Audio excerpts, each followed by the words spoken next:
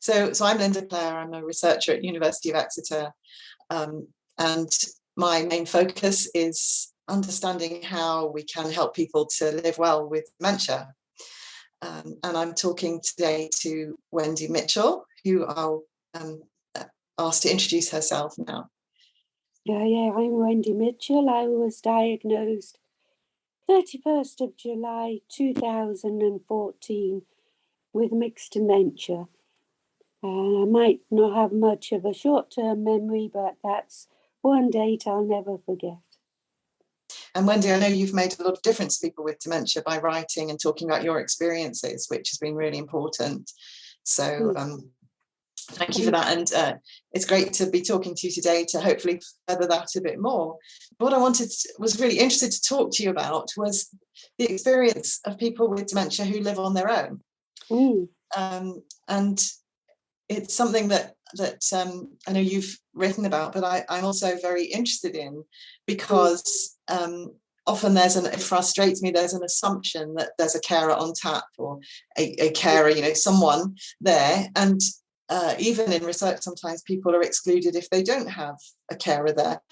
But I know I also have a personal interest in this, having supported two people in my own family who were living alone with dementia, and know that it's challenging sometimes, but can also have its good points, I guess. So I was really interested to hear a bit about your experiences and your take on that, and how you found it to be a person living with dementia independently. Okay, well, when I was diagnosed, my daughter was actually moving out that very day to move into a different house. She lived with me at that time. And I remember her asking me, do you want me to stay? Shall I stay? And I said, no, for goodness sake, no, go. It won't work if you stay.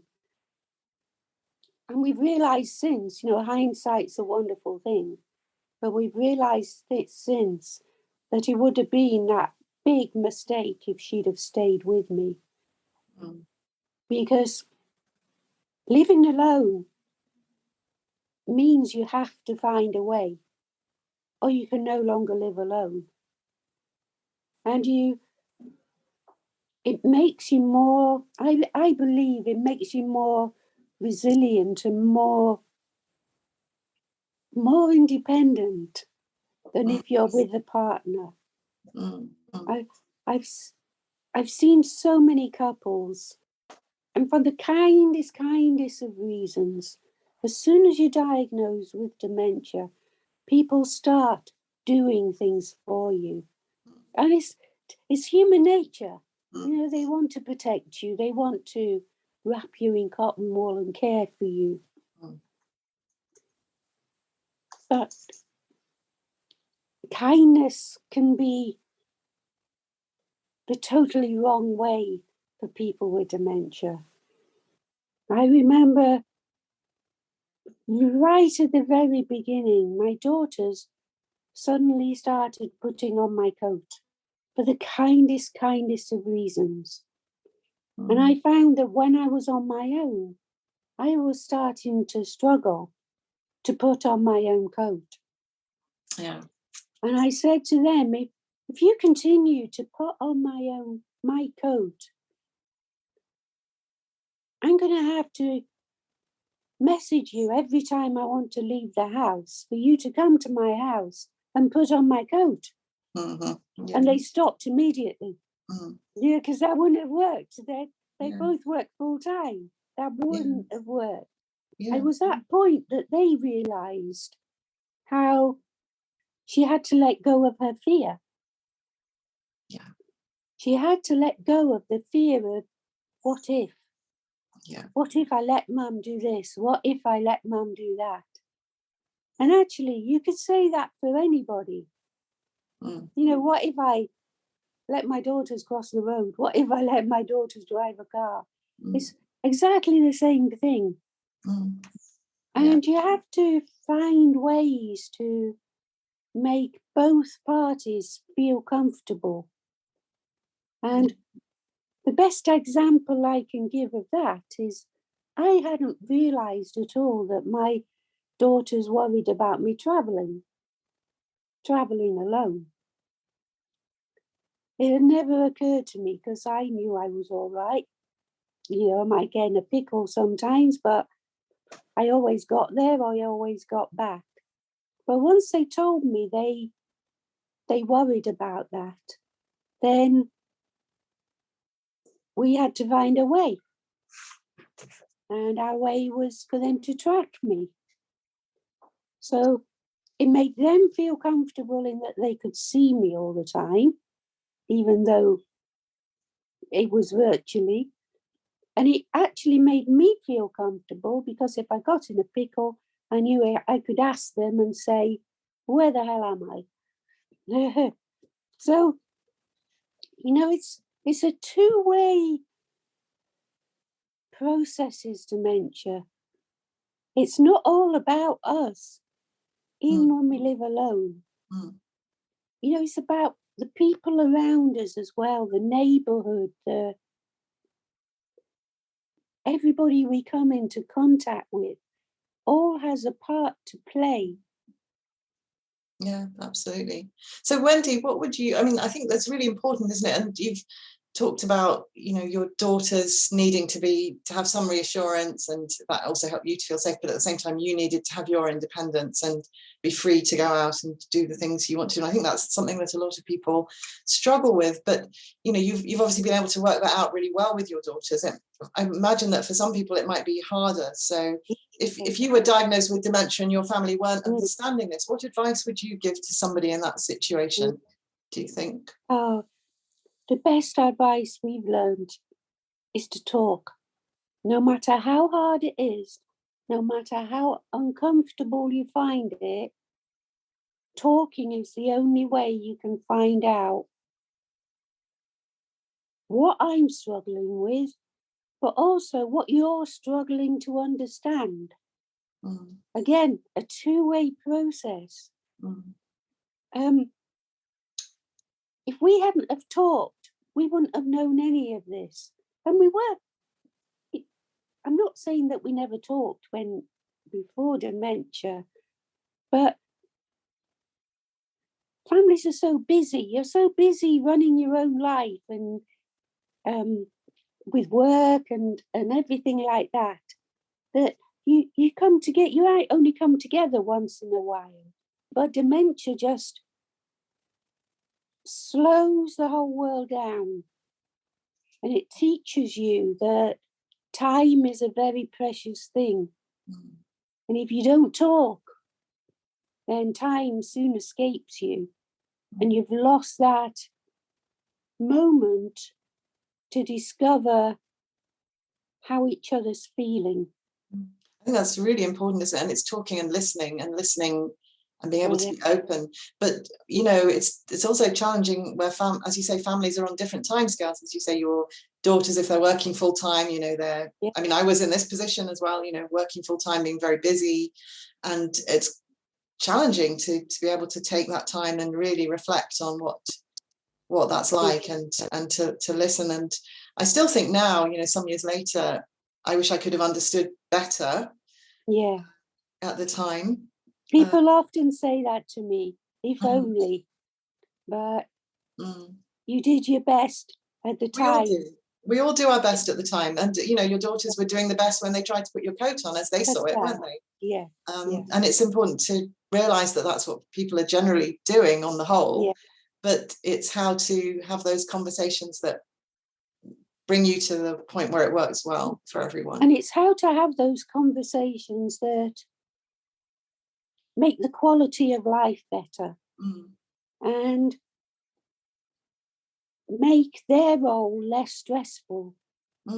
Absolutely. If they can see it from that way round, then you're halfway there to having a better quality of life for both of you. That's right, trying to help each other. I was interested in, you mentioned about, going beyond the family really and thinking about community and people around you. And I know from our work where we did look at the experiences of quite a large number of people with dementia living with other people and living alone, that the people living alone, there wasn't much difference, but the people living alone tended to say a bit more, express a bit more loneliness, and be a bit less satisfied with how their life was going.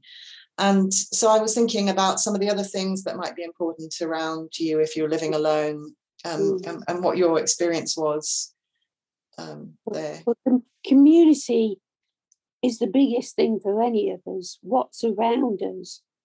And I think, bizarrely, COVID taught us how community matters. And I so hope that community spirit doesn't leave us into, when, as time goes on, because my community came together without even realizing it, really.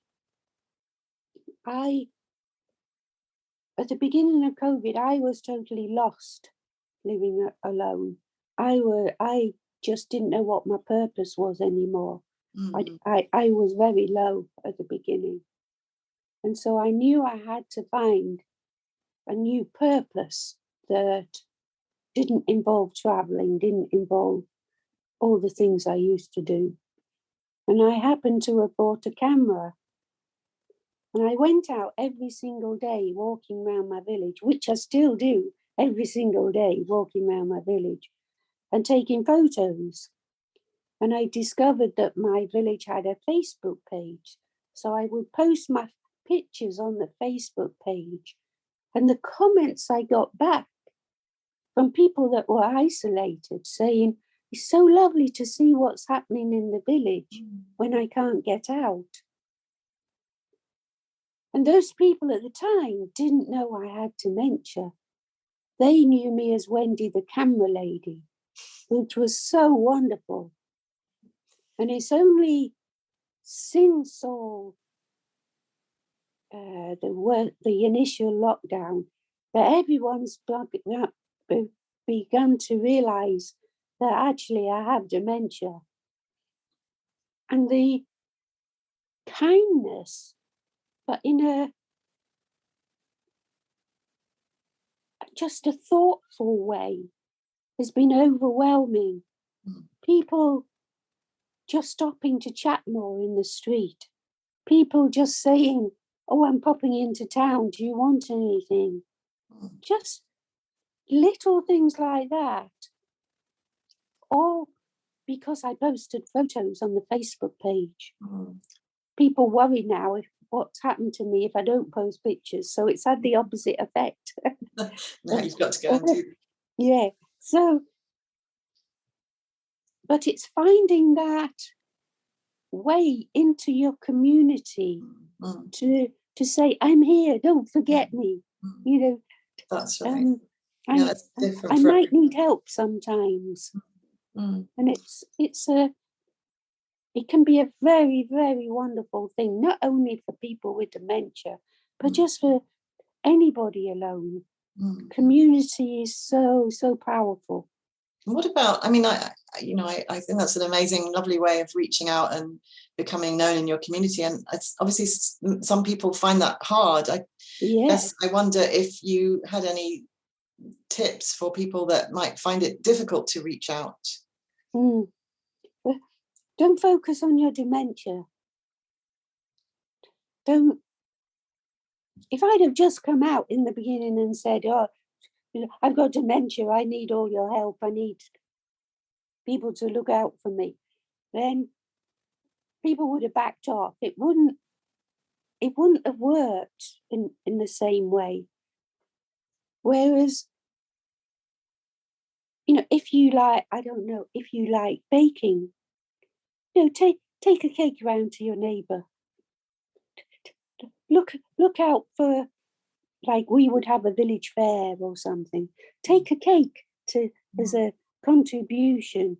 And once you get talking to people, it's then that you can, they'll ask you about how are you, and then there are moments when you can bring up dementia, and it's just finding those right moments. But don't focus on your dementia. You're a human being who still has talents that you might not even realize yet. Yeah, it doesn't really matter, does it, if you have dementia? No. It's like reaching out and just building it up gradually. It is. And then if people find out, they know you already and they accept you as you are, and it doesn't make any difference. Yeah. Great. Yeah. I like Wendy the camera lady. That's a nice label to have. I know, it's a wonderful label, isn't it? I love it. They even asked me to create the village calendar this year. Oh, fantastic. So I've been selling a village calendar for charity, and it's just gone down so well. And I've met people through that, delivering them and things like that I would never have met them before. So there are, it doesn't have to be big things like that. Yeah, absolutely. It can just be, say, talking to someone at the bus stop. I call our village bus the NHS on wheels, because so many people use it as just a social contact. People who live alone just go in the bus to town, come back on the bus to town, but it's the conversation in the middle on the bus that counts. Yeah, and those small things add up, don't they, too? Oh, they do so much. Overall picture, yeah. What you've said will be inspirational for people with a diagnosis of dementia, but I also wondered, because we might have some professionals in health and social care listening to this, whether you had any comments or tips for them and how they could be most helpful, or what they should be aware of with regards to people living alone.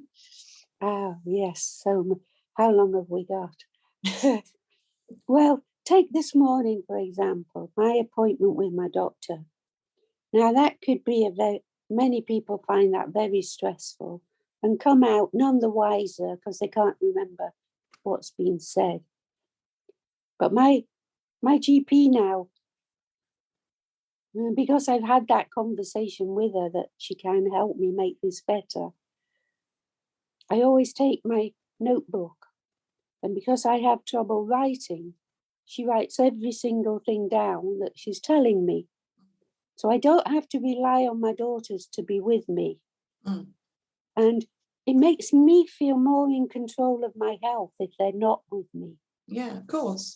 And it makes the GP talk to me if they're not with me, because we're often talked over if someone's with us. So my GP just writes things down as she's telling me. And then I got something to show my daughters. And I can't use the telephone. Something so simple. And even people who believe they're okay on the telephone might be surprised at what they miss or what they don't remember. So I always contact my GP by email. We have that two-way conversation for appointments and things by email. I don't have to ring. I can't ring. And during COVID, they realised that, because I lost all independence with my health. My daughter suddenly had to ring, and I thought, this isn't right. This isn't how it should be.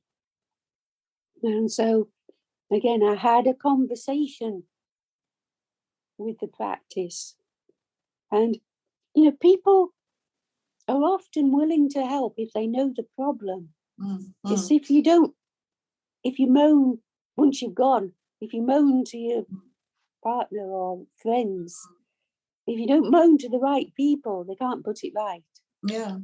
So I think that's absolutely right. It's about educating people to how they can help and support, isn't it? Yeah. And if they haven't thought of it already, explaining. And I'm sure, as you say, people generally would be willing if they know how. And it's a simple thing in a way, isn't it? Writing things down. If you think about that as well, it would benefit many people who don't have dementia, because most people don't remember a lot of what they're told. Get it right for people with dementia, you get it right for so many others. The healthcare professionals have just got to take a step back And I think the most important thing they can think of is time. And I know they're so rushed, they're so stressed. But if you don't give us time, it's not going to end well. We can't cope with being rushed. So it will actually be quicker for you if you take the time in the first place, and it'll be better experience for us. Well, that's right. And it may save time later on as well for everyone. You know, the worst situation is where you don't take the time and then you end up with a crisis that you could have avoided. Isn't it? Yeah, absolutely. And that costs everyone a great deal. So those are really important messages. And finding time and having time and being able to, you know, be still enough to take time is a challenge for people in these very busy jobs. And it's very difficult. It's very difficult. But again, just take a step back and think, this is going to help me in the long run. Absolutely. Yeah, that's really, really important. Thank you, Wendy. I think those are all really useful messages for everyone. And I think, you know, your experience is going to be very inspirational for people living alone with dementia, but also for family members, professionals, and others who might listen. So thank you very much again for asking giving us your perspective. Thank you.